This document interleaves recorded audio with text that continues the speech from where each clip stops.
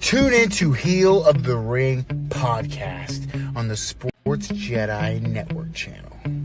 May the sports be with you. Because I am the hero the Sports Jedi deserves, but not the one it needs right now. Long live Lexus King. What's up, everybody? Welcome here to the Sports Jedi Network, Heel of the Ring podcast. We got a special guest here lined up for us this Tuesday afternoon. But first, let's say what's going on a hot, muggy day to Chris. What up, Chris? What up, brother? What up? Yeah, I bet anywhere you're at right now is hot. We're in almost in August. It's that time of year. But no, I'm excited, man. We're gonna talk to a friend of ours. We got to meet at the UBS Arena during TNA Slammiversary. Really cool guy. We got to chit chat for the couple hours that we were waiting to go inside the building. So we're gonna come on here and talk about his wrestling career. So I'm really excited. Yes, indeed. Without further ado, let's bring him in here from New York City, Battle Club Pro. The one and only Elijah Gray is joining us. What's up? Hey, what's up, everyone? How we doing, wrestling fam? We good? We ready? Yo, we're doing well, man. All right. I wanted to talk about, bring you on because we had such a great conversation. It wasn't even pro wrestling. It was just great conversation at the UBS Arena at the Slammiversary. We're getting to know you, and then we're going to go inside. And by the way, I wrestle. I'm like, even bonus. I said, now we want to have you on, which is cool because we got to meet Elijah, but now we want to know the wrestler. First and foremost, my question I always like to ask everyone, first and foremost, how did you fall in love and say, I want to do this? How did I fall in love with professional wrestling? Tell me your origin story. So back when I was a little boy, I feel like everybody, they browse their TV and they look for like a show that is very comforting or it speaks to their spirit. And, when I was like 5, 6 years old, I was just scrolling through channels while I was at my babysitter's house. And I had stopped on WWE and I had saw these two wrestlers just going at it. I'm like, yo, this looks so cool. And then, after a while, especially like just seeing, my favorite wrestler, John Cena, in the ring, and just seeing like how it impacted everyone around them, how everyone was just so much in awe of like the art of wrestling. I was just like, you know what? That looks so cool. It looks like, something I would want to be a part of because I just enjoy the idea of just telling stories and giving people something to go home with. And, after that, I just kind of, branched off and continue on. I'm not gonna lie to y'all. At first, I didn't really think it was a realistic thing for me at the time because I was a kid and I wasn't aware of like the wrestling schools in the city. So I kind of like stuck with psychology and my other arts talents such as like music, singing, rapping, and acting. But when I got older, when I turned like 20, 21, I made the decision that I was going to try to go after it because I did my research and I was just like, oh, wow, there's so many wrestling schools in the city.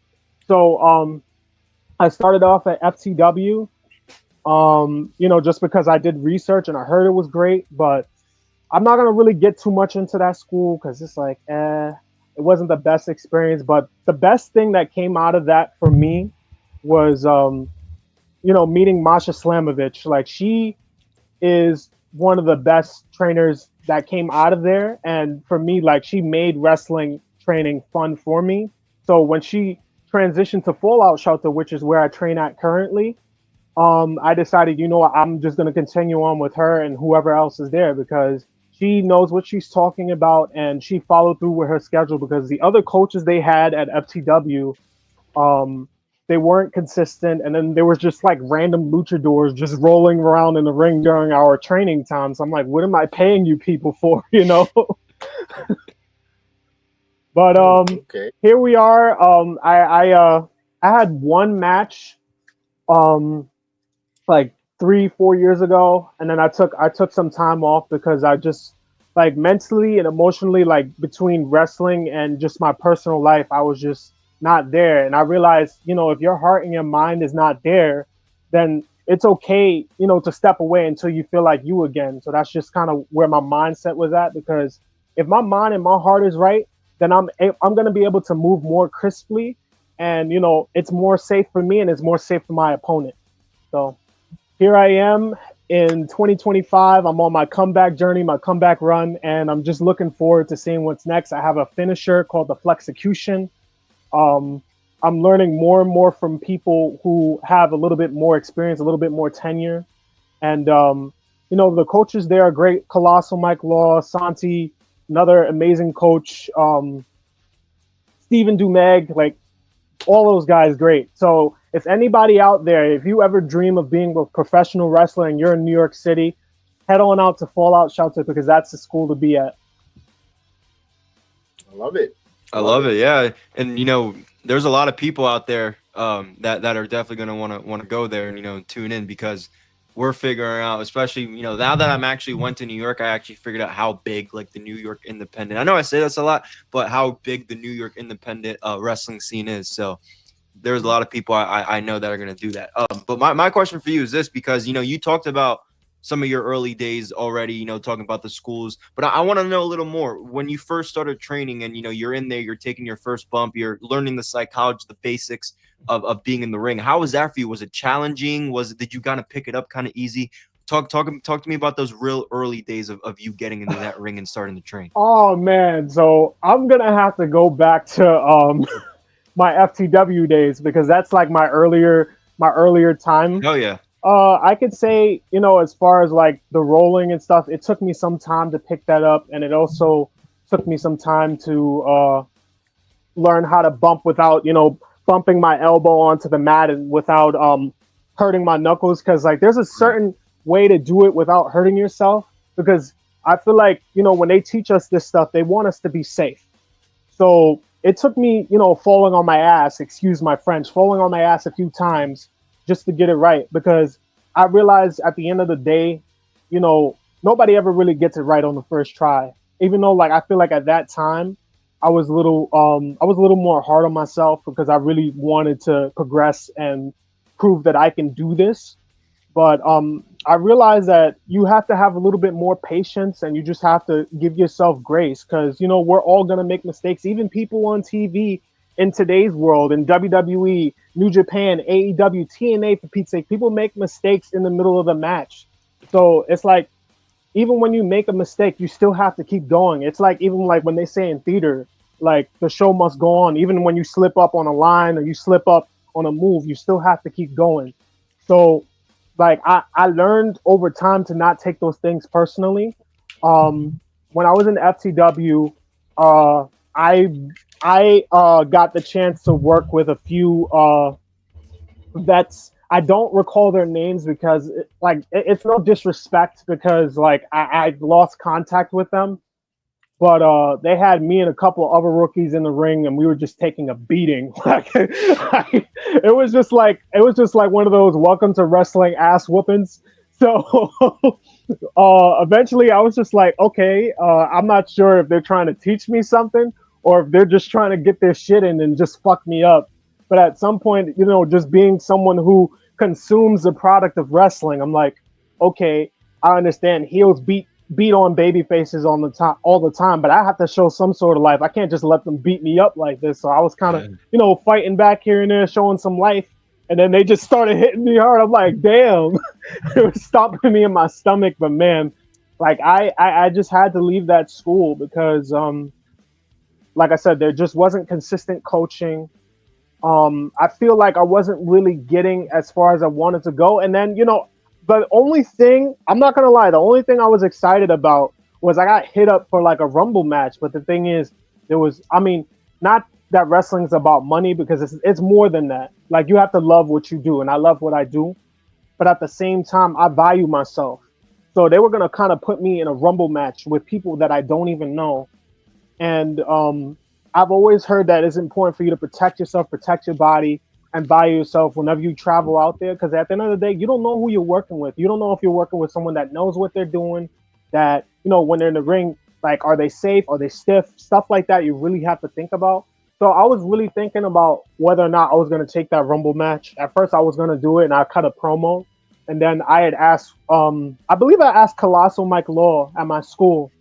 and he gave me advice, and I was just taking the time to think about it, and I was just like, you know what, I'm not gonna do that because you know it's not because I didn't want the experience or I didn't want the exposure. I was kind of just trying to protect myself and my brand, and also just valuing my whole entire being. Yeah, you gotta know your worth and do what's best for your brand at the end of the day. So Yeah, and recognizing to walk away. You know, how challenging was that? To be able to know, you know what, this school is not for me. And because sometimes we don't want to give up, because sometimes you start getting that devil and angel, conscious on your conscience saying, I don't. Am I really quitting this school because they're hard on me, or because I'm not getting what I want? You get those type of. Mhm. Was it a pros and con list? What was that point? That awareness that just said I have to change school. I just took a lot of time to sit back and really think about my experience and where I wanted to be as far as like how far I want to go in this business, and also just the investment that I'm making. Like I literally signed a contract and I paid them up front. It's not like I was paying them month to month like I'm doing at Fallout. Like I literally paid them, I think, between 1 to 3 racks, and then mind you, it gets worse. I had to pay to get out of the contract, which was crazy. Um, but I was just like thinking to myself, like I'm literally paying these people a shitload of money to come here, and more than half the time the teachers are not here. The main one that was present, like I said, God bless her heart, was Masha Slamovich, and look where she is now. That's why whenever I get the chance, I always try to show her love, and I also try to show my colleagues love, because at the end of the day, what we have here at Fallout is so much different than what I had at FTW. Don't get me wrong, I had a couple of brothers in there, um, but both of them kind of just went their own way, and I left on my own accord because I just stepped back and I realized, I'm like, this is a wasted investment. Like I'm not really going to grow here. I just feel like you know people are just showing up, like yeah, there's like a couple of vets and names and people that have done death matches that show up, but like I felt like people were just there to just get their shit in and beat up on us rookies. I mean, like it's fine. Like I can take a beating. Like you can ask anybody that knows me. I can take a beating. But the point is, I feel like a lot of times people just showed up just to get their shit in and leave, or like they just allowed like random luchas to take up basically all of our time. And I'm like, what am I really paying these people for? And then I had to pay to be in the gym on top of that. So I was paying the school and I was also paying Coliseum Gym. So Wow. I'm just like, is this really worth the investment? And then, um, a couple of my colleagues, D'Lo, who's no longer in Fallout, like he's still my guy. I wish him well. Hope he's all right. I'm not sure what happened with him.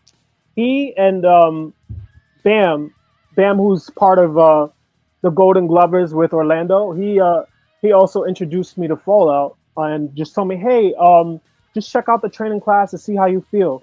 So I came, and there was just like a different type of vibe that I sensed. So I was just like, you know what? Like, there's just a different energy, a different vibe. There's a little bit more unity. There's a lot more structure, a lot more coaches that I can learn from, different wrestling styles. So I'm like, you know what? This may be worth the investment. And the best part is the commute is so much better. Like when I tell you, traveling to FTW, I was literally I had to travel like at least an hour 45 minutes, almost 2 hours to get there. And I love wrestling so much. So I was just like, I don't care. I will make the sacrifice. I will do what I have to do. But being that Fallout, I found out Fallout was in Long Island City. It's like 30, 40 minutes. So I'm like, all right, cool. So I'm like, all right, I'm gonna make this move because this school has more structure, has more coaches, and it seems like it would be worth the investment, and I feel like I can grow here. So just to answer your question, I just felt like Fallout checked all the boxes that were missing from FTW, and I don't think it was really that much of a hard decision because like I didn't look at it as me giving up or quitting. I just looked at it as me saying, um, I'm investing my money and time into this product, and I'm not really getting um, the results that I'm looking for, and I'm not really growing here. It's like, for example, you rent a personal trainer. You got a personal trainer there. They give you a whole workout plan, and you work out with them for a while. I was with them for a while too. I work out with them for a while, and then you realize like nothing's changing, everything is still the same, and their recommendations aren't that great. So it's like you really have to think about your time. You have to think about whether it's worth the investment and where do you see yourself going. And as far as where you're going, is that vehicle gonna get you there? So that's what I was really thinking about. And I was just like, you know what, this isn't it for me. I had to get out of there. And then when they hit me with the exit clause fee, I was just like, yeah, I got to get out of here. It was just like, no offense, it was just it's real crummy. Hmm. No, So let me, yeah, Chris. Go ahead. No, go ahead. Sorry, no, go follow up. I was going to get a follow up question now. Now that you're here in Fallout, what's your dividends? What you're looking in return with? Is it now? That's all I had to say, really, on that topic. Okay. Let's get a starting point. Your short term goals. I don't think I can hear you, and I think I see. We're here. I think I see a couple people I know in here. Yeah, we got some chat questions. Yeah, let me ask. Let me follow up this question. Then we get some chat questions as well. Okay. What is your short term goals with Fallout? Now that now what are you looking for in that result? Like, is obviously you already went through experience with the other location. Now you're in Fallout. Mm-hmm. What are you looking for now, short term, with your career right now? Is it becoming a safe hand worker or getting more bookings? What are your elaborate with us? Okay, so as far as with Fallout, I really, really want to become the best version of myself in that ring as I possibly can be. Because before, I could say, when I first started, I was a little bit more like sensitive with certain things. So, when I was like given certain, feedback, I just wasn't used to being taught that way. So, like a lot of things I took personal, but now as I'm like getting older and I kind of just was pulled aside during my first show, and I was told from a source from the school, it was just their way of saying that they see something in me. So I kind of want to live up to that, and I want to live up to my own expectations of myself.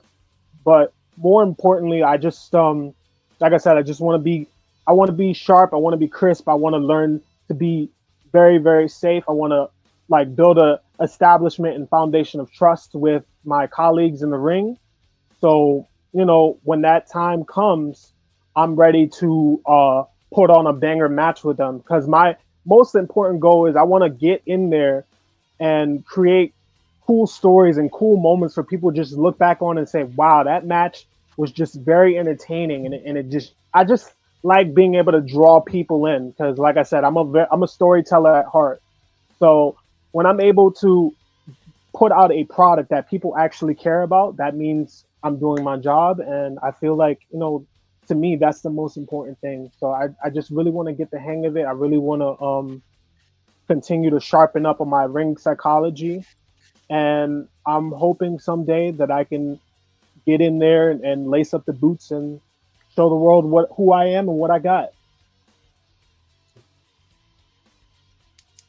No, I love that. I want to go to a fan question real quick, because I was gonna end up bringing this up, but we got Ethan in the chat. I got a question for Elijah. Elijah, any advice for a training, an upcoming wrestler? And is it good if your wrestling trainer is strict? So what advice would you give a up and coming wrestler, and is it good to have a strict trainer? Well, I'm just gonna cut straight to the chase. I'm gonna say this: if you love wrestling, do it. If you love wrestling, do it. Because at the end of the day, I feel like if this is something that you really see yourself doing, if you really see yourself being in this world, in this environment, then that means you're telling yourself and you're telling the world that I'm willing to put my time, my energy, my effort into this, because this is something that I dream of and this is something that I've always loved. So my advice for you and anybody else out there is, if you really want to do something, whether it's professional wrestling or just anything in general. Go after it. Life is too short to settle for something that you don't like.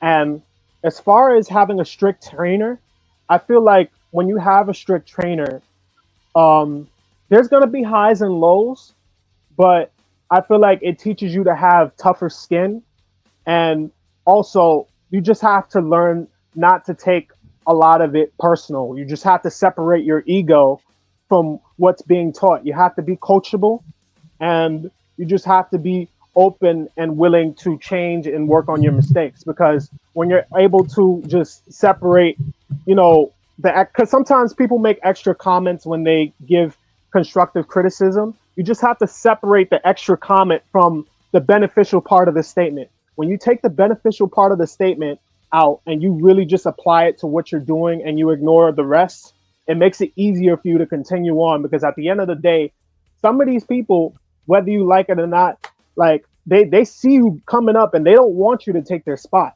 I'm not saying that there's coaches that are like that, but then again, there could be. But at the end of the day, you just have to, like I said, you have to be willing to take criticism. You have to be willing to, fall on your ass a few times until you get it right. So Yeah, yeah. no, yeah, and that's I love that, because you're giving out some great advice right now to a lot of these people in the chat, even to people that are going to be watching this eventually. But my follow-up question for you is, who are some of your mentors in the business, people that have gotten you through those times that when you were switching schools, or just basic wrestling life advice? Who are some of you're the people that you trust most? Is it some of your trainers, mentors? Who are some of the people that really really got you to where you're at right now and going to keep pushing you to go even further? This is a really, really great question. As far as like, the decision making that I made with switching schools, I didn't really have anyone in my ear for that. That was just something that I did on my own, because I think it's important in life when you're engaging in certain things, especially if you know something is not good for you and you can feel it in your spirit. Sometimes it's important to take a step back and evaluate that situation and figure out if, like I said earlier, if that vehicle is going to get you to the destination. Because if that vehicle breaks down at a certain point on the highway, then it's either you call up the people that fix your car, or you get rid of it. So as far as switching schools, I had nobody there. But as far as Fallout, there's plenty of people that I've built a connection with. I could say Anthony Gamble is somebody that I'm cool with. James Taylor, Colossal Mike Law, Jem, Wimbrat, Santi. I feel like a little bit of everybody at Fallout. We just have just a different vibe. Like, it's a family vibe. Even Joe. Um, it's just a different vibe there. Like, end of the day, like, we all just want to see each other succeed. So I feel like Yes. just being surrounded by that type of energy, it motivates you and it makes you want to keep going and keep showing up. So I can't say that I like have like a close connection with everyone, but I have a good enough connection where it's just like, if I need to talk about something, like, I could reach out to one of my coaches, or I can reach out to one of my colleagues, and we could sit down and chat and talk about matches, or ask each other for feedback about our training videos and things of that nature.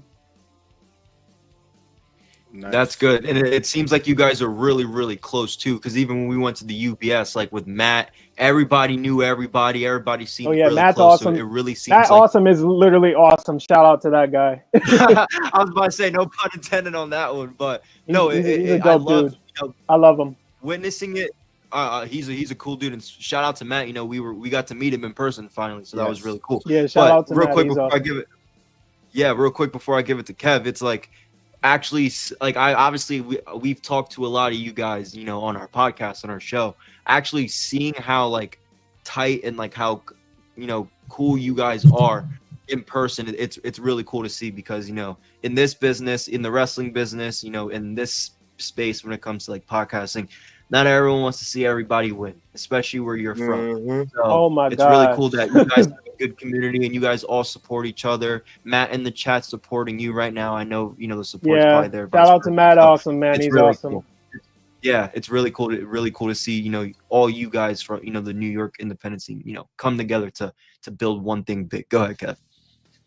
No, that's very well said there, because we saw it eyes on the ground, like they say, or boots on the ground, where that community from Subway Mania, Yeah, the shout out to those guys, man. They were really oh, they cool. were awesome. We're gonna have them, try to book them to come on to speak with both members of this Subway Mania to come join us in the near future. Hope to have them on, but we made those contacts also from bodyslam.net.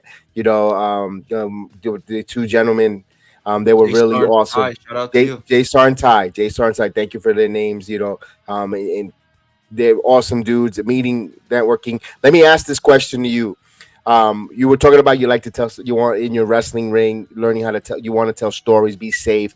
What do you see yourself as, a baby face or a heel? How do you like to? What would you like to work at, or what have you worked in your ring? Um, I see myself as a babyface because my well, I wouldn't really say that my ring character is like a gimmick or like a separate personality. I would say it's me with the volume turned up, and I would say me generally, like I'm a good guy. So I think me being able to just lean into that baby face role would be easy for me. People do give me great feedback about my heel work as well, which I'm gonna save that for when the time is right, because it's kind of like when you first open a book and you're beginning a story. Like you want to introduce the character, get to know the person, go on a journey for a little while, and then when things get a little stale and people want something interesting and different, that's when I can just flip the switch and just like, holy crap, what just happened? This guy was good Oh yeah. for this amount of time, and now he's an asshole. Like I just want to keep these folks on a journey for a while, and then when the time is right, or when the energy is different, then we'll see a different side. But right now, it's EJ Flex, it's me. It's not a gimmick. Flexing on the haters is not just a gimmick, it's not just a quote, it's a lifestyle. Like I can really get into where the ring name came from. It's more personal than anything. EJ comes from my father. My father always calls me EJ, and then Flex just comes from the fact that time and time again I've been under a microscope in my life, and I've dealt with a lot of haters and people who didn't like me because of my personality, or my ambitions, or the way I carried myself. But I still found a way to be successful. I still found a way to achieve my goals, and I still flexed on them, because at the end of the day, it's like you could talk all you want, but I still believe I got to where I want to be at. So here's to flexing on that. I laugh. I laugh because we met you, but we don't know you that well to make a joke. But I laugh because I say, "Okay, Cena," because you are on your Instagram post. You are a big John Cena fan, and That's you're an true. uber John Cena fan. So when you started That's mentioning it, true. it just took me there. That's why I was gonna say, "Okay, Cena," but I didn't want to sound disrespectful or Nah, I condescending. take that as a compliment. But that's what I wanted to do. That's why I wanted to say, "Okay, Cena." I wanted to say it as a rib, as a joke between friends here on that. Yeah, I That's all see you right. That's all admire good. John Cena, but I love the fact. I thank you for letting us know how you got that name, AJ Flex. I love it. I love that origin story. I want everyone to hear that, because sometimes they say a lot of our promos in wrestling, where if there's some realism to it, and you tell who you are, and that it you get to that connection, that personal connection, and you get invested in that character. So I really appreciate you telling us that origin of your name and also that backstory with it. Wonderful there. Go ahead, Chris. Yeah, no, I want to ask, I like to ask a lot of these independent wrestlers the same question, because a lot of them, think it's really important. Your use of social media. You're really active on social media. Hell, you even have two social medias. You have a personal page and you have your wrestling page, which is really, really That's cool true. because That is you true. expand a lot of your different personalities. And, you know, you post your training videos, you post, you know, memes, some funny videos here and there. How important do you think for you is it to use your social media as an independent wrestler? Is it something to where you feel like it's important, you know, you need to build your brand up, you know, you getting yourself out there? How important is it for you to make sure you utilize your social media? I feel like it's extremely important because each day that you decide to put out your product or put out some part of your brand, you're letting people know, hey, this is who I am. So both on my personal and my professional wrestling page, like I'm giving people bits and pieces of who I am and, you know, That's what. like the things that I'm into. And, you know, it allows people to kind of draw in and be like, you know what, I kind of like what this guy's selling. I like what this guy's saying. Um, I try not to I try not to let it become like something that's addictive or obsessive because I feel like it keeps me grounded, it keeps me authentic, and I just try mostly to like other than like expanding my own brand, I also try to like, you know, shout out my school as much as I can. I try to shout out my colleagues as much as I can because I genuinely just love seeing people accomplish their dreams and their goals. And I am just genuinely a person who just loves seeing people win in general. So like I try to use my platform for that. I also try to use my platform, you know, because I share a lot of quotes. Yes. I don't know if anyone notices. I share a lot of Yes, quotes. you do share a lot of quotes. Yep. I try to use those. I utilize that as a way to, like, it's not necessarily just drawing from personal things that happen throughout the day per se, but it's also kind of like just some light that I want to share with everyone else in the world in case they're feeling some type of way or they need an extra little bit of motivation or hope to keep going. Like that's just, you know, a part of who I am. So I just figured, like I said, give a little bit and little bits and pieces of, you know, my heart and my personality so people know like, okay, this is who this guy is and this is what he's all about. I love that, man. I love that. Go ahead. All right, we're gonna ask this question to you.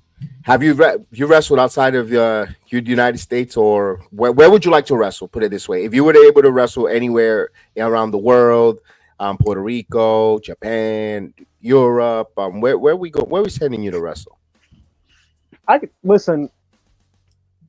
I feel like as long as it's you give me a time, location, a story, a person to work with, I'm in there.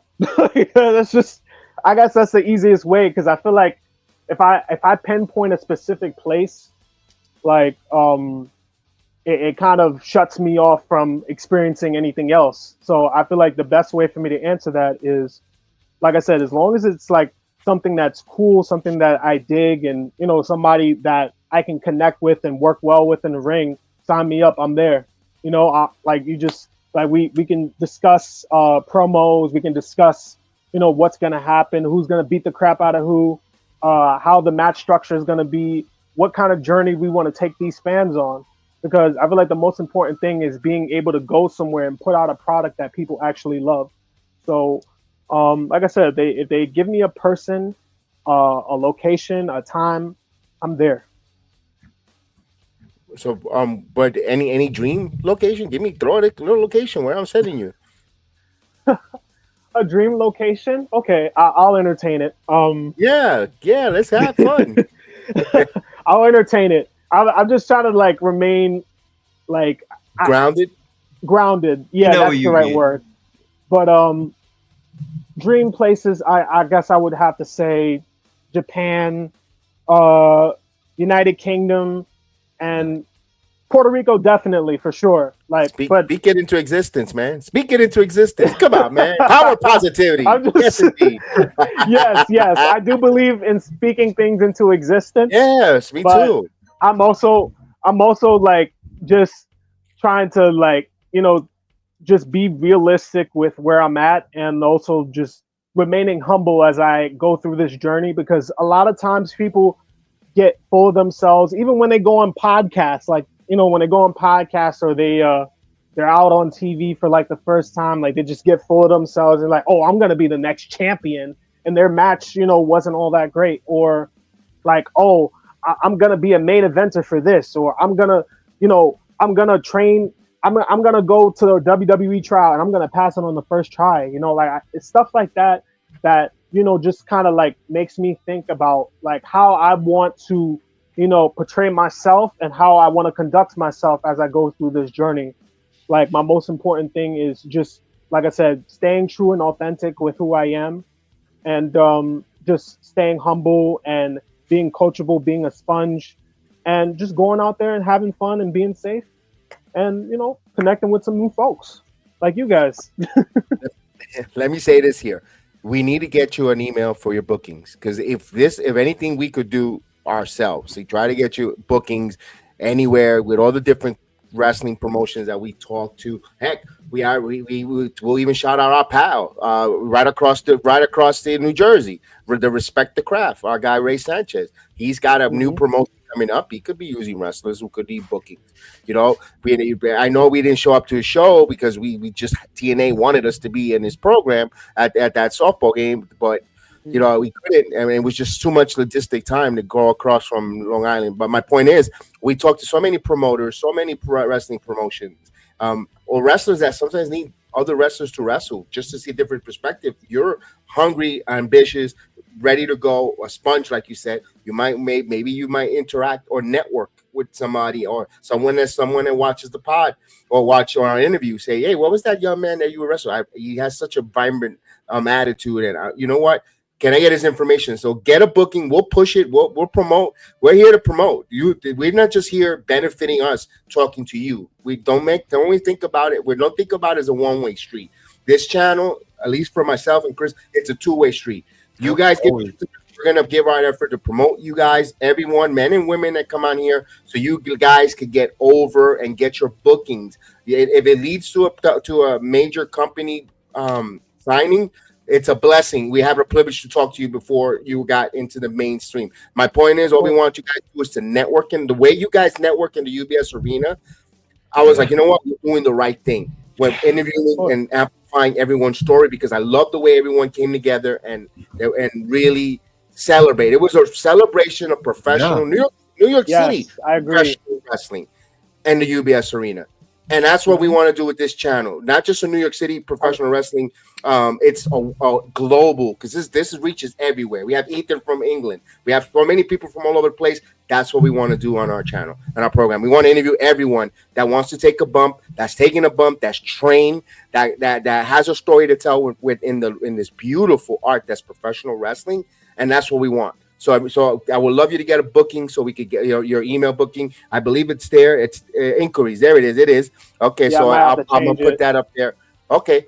But once he updates it, guys. Because I lost access. All right. Once he gets a new one, we're going to put it up there and all that. You could get him on the Instagram. And you follow him on Instagram and you could DM him, as long as you're not creepy on the DMs. Ladies, I've already dealt with a few of those. I've dealt with a few creeps. If we want to talk about creeps, I can talk about creeps a little. Nobody wants to see his toes after a couple of bumps, so don't ask for pictures. You'd be surprised, dude. I just want to say this. Like I really appreciate in general just the platform. Like I don't look at this as like, like a moment to be like a leech or anything, because I feel like anytime I'm able to just sit down and just talk with people and connect with people, I feel like that alone is special, because I get to learn something about you, just like you're getting to learn something about me. So I feel like this moment right here between all of us and everybody that's watching, it's special, because like we're all taking these folks on a journey through my experience, and the fact that you have provided this platform for independent wrestlers like myself to just come here and just talk and be our true selves, or just speak our own truth. It is a gift. It is a blessing, and I just want to say thank you. I'm grateful to just be here to talk. Dude. So you're a cool dude. It was cool hanging out with you at the UBS. You tagged along. You met Chef, our other partner. So it was cool meeting you in person. You're a really cool dude. So I'm happy we got you on here. I'm Yeah, grateful no, I met you both. definitely. You both are awesome, man. And trust Good me, vibes, good that energy. story, that good story that you told about that a negative school, it could be helping someone right now who's or someone contemplating, you know, checking out different schools, not just going to the very first one, making their research. If they feel it in their spirit, in their gut when they walked in, I don't know about this place, they could check something else. Know there's option. It's okay. So your story can help someone down the line with headaches. That's what also the program is about. You know, talking about to all different wrestlers from all different parts of the world, listening to their stories. Look, I've heard, you know, some have shared that they have slept in their car for just to proceed their wrestling life here to go forward, and I respect that. You know, for all different types of different stories, and it's not to be nosy or intrusive. No, it's just to amplify everyone that you know what you guys in the independent scene are not alone. You know, there's a platform to talk about, and we want to cheer you on whatever we can to do. You know, I would love to go to everyone's shows. Pump a ticket and go. It unfortunately I can't be everywhere, every place, but my platform is here to amplify and support you guys. So yeah, we're gonna get a couple more minutes. I got another 5-10 minutes because we got another live stream coming up in about 45 minutes. Chris, your final two questions. No, I'll ask this. You know, this will be my final question because you know Kev asked you earlier about your short-term goals currently with your school, but I want to hear some of your long-term goals down the future. Is it to get more bookings to get that in-ring experience? Is it to maybe get some gold to wrestle outside of New York? What are maybe some of one or two of your long-term experiences as you accomplish these short-term ones? Don't hate me for this, but I haven't really thought too much about the future. Fair. I think it's because I just want to be present and just be in the moment and just focus Fair. on building up to those things. Because if I set those expectations for myself and I'm not meeting those marks, then I'm going to be disappointed. So I'm going into this journey with no expectations, an open mind, open heart, and just seeing what I'm good at and what I'm not so good at. And I'm using this time to continue to morph, to continue to grow into this safe, but very, very authentic, great storytelling, badass wrestler who, is trying to encourage, kids and people around the world to chase their dreams and flex on their haters. But to entertain your question, just to be fair, I want to entertain what you said. Go ahead. I do want to get the chance, to travel around a little bit, have a few matches, maybe in or out of state, maybe, like I said, in the UK or Japan or Puerto Rico. Nice. Ultimately, the goal, obviously, like for most of us at least, is at least to get a WWE tryout or to get a tryout at AEW or TNA, wherever life takes me. But at the same time, I kind of just like want to be realistic with, my ability, my skill set, and where I'm at. So that's kind of why I don't think about it too much, because like I don't want to set myself up for failure or set myself up for disappointment. But I do hope in the foreseeing future that if I earn that opportunity to branch off and compete in a bigger company or compete overseas or compete in another state, that I'm able to put out a product that people love and can connect to and will, in long term, create more opportunities. Oh yeah. No, I love that. I love that because even I have that little bit mindset myself too. You want to live in the present and really not think too much ahead. You don't really know what's going to be ahead. So I really like that answer because me and you think a little bit alike on that. All right, so I need you to indulge me here. All right. Indulge me here. I'll do my best. I am going to be the booker. I'm gonna book you. I'm gonna book you WrestleMania. I always ask this question to all my guests. WrestleMania, it's a 2-night event, so you're gonna have 2 matches, brother. Night one, night one, you could wrestle anyone from the past, hero, living legend, who could be passed away or could be living with us. And night 2, anyone, anybody from any wrestling company. It doesn't have to be from that's your those are your 2 WrestleMania matches. Who am I booking you to wrestle? Well, if we're talking past or just heroes in general, obviously I would love to have a match with John because he is a large part of, why I do what I do now, and he kind of in a lot of ways shaped, a bit of my personality. So that's why you earlier jokingly called me John, because when I was in middle school and I was being picked on, I walked in with my Rise Above Hate shirt, and just seeing him go out there with that shirt every night and still going out and doing what he loved, even though there were a lot of people hating on him. It kind of just resonated with me, because if it just made me think, if he's able to wrestle with his problems with this crowd and wrestle with the fact that there's a lot of people that may not like what he's doing, but he's still doing it anyway, that alone is just very inspiring. So it just made me think, if he can wrestle with his problems in WWE and deal with all these hate, then I can also wrestle with these people not liking me for who I am, and continue to just flex on them and be successful. So that's why I say flex on the haters. Love it. And But night two, just to be thrown on like maybe a wild goose chase, maybe somebody like AJ Styles or Shinsuke Nakamura. Like I just want to kind of branch off and wrestle people that have different styles, just because like I feel like it would challenge me a bit more. Even Bryan Danielson, like I would love to just work with someone who will challenge me, because I feel like that person would bring out the best in me, and maybe they'll see something in me and be like, you know what, this kid is not bad. He's all right. So you'll be taller than him too. Yeah. Yeah, I know you. I know what you want. You want to be in the corner. You want to see Macaron says, "Come on." I don't know about that one. You want to? What's it called? What's it called? The shake? Oh my god! Yeah. Absolute mess. But you gotta love it. You gotta laugh. Laugh is the best medicine. That's what it's all about, man. That's why we connected, ladies and gentlemen. Yes. When we met EJ at the UBS Arena, we were just having laughs just like this, plain and simple. And said we have to have the young man on, because we were just laughing and just regular, like we were friends for years.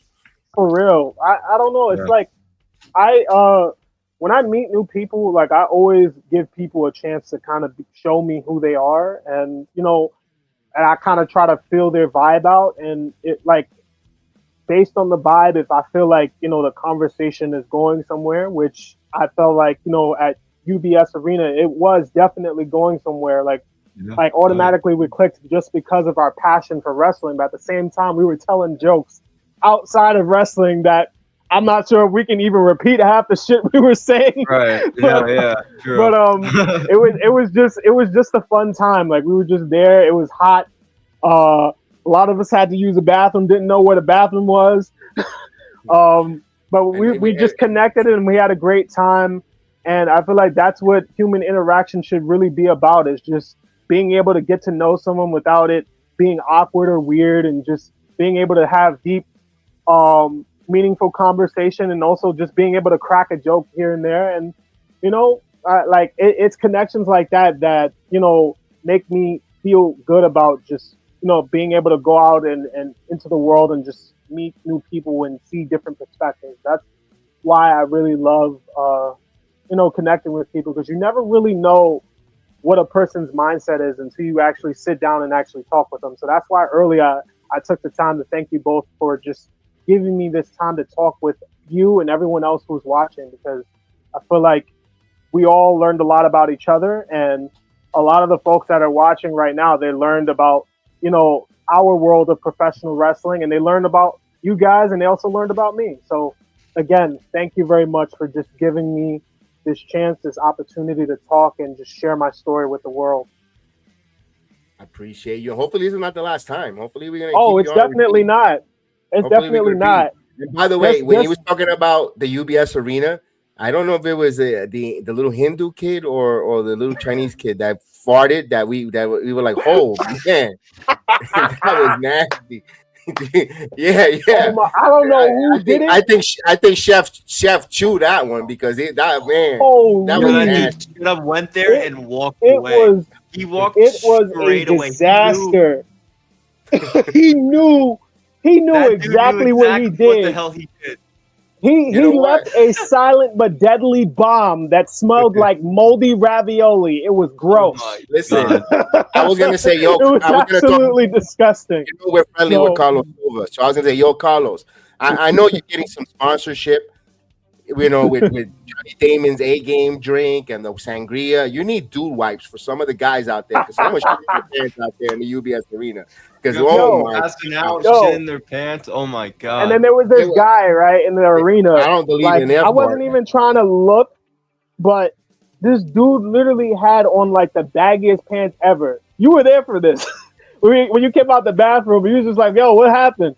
I'm like, dude walked by and all I saw was like 15 pounds of ashy crap just walking by. It was just horrible. Yeah, I remember that. I remember you told This me dude that. had no drawers on, mind you. Like we don't even know if this man Some shit in his wrestling fans pants. are Like we weird, don't know bro. nothing, They man. only Like go to shows. wrestling Oh my world is a God. crazy place.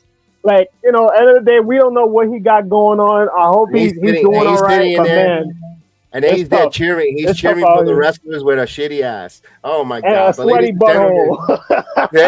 With swamp ass. But ladies and gentlemen, that is the Heel of the Ring podcast on the Sports Jedi. Before we go off the rail, by the way, we all enjoyed TNA wrestling. Yes, the Slammiversary it was amazing. awesome. Fade to Black, I had a privilege to watch that. They sent it to me before it was released yesterday. I got to see it there. That was awesome. I recommend it. But again, please follow EJ Flex on his Instagram. The description is in the video here. Please follow. Check it out. Hopefully we get him as a regular to come on the channel. We really appreciate you guys. Anytime.